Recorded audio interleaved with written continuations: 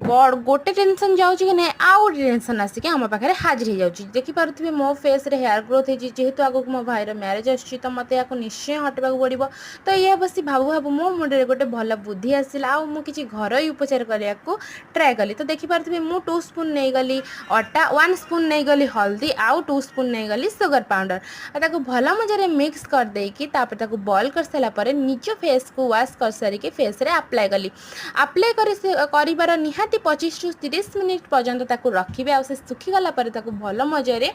ताकू रफ करी फेस को ताकू बाहर करिवे आ देखि परछे मो फेस बहुत ही भल से बाहरची मो फेस रे माने बहुत ही भल एटा काम कला आपण माने भी ट्राई करंतु आपण को फेस रे तो किछि भी प्रॉब्लम हबनी फेस भी ग्लो करिवो आ मोर भी आपण रिजल्ट देखि परथिबे मो फेस बहुत ही ग्लो करथिला आ बहुत ही चुट्टी रिमूव माने हमर हेयर ग्रोथ पूरा रिमूव हो जाइतिला आपण माने ट्राई करंतु मु रहिली जय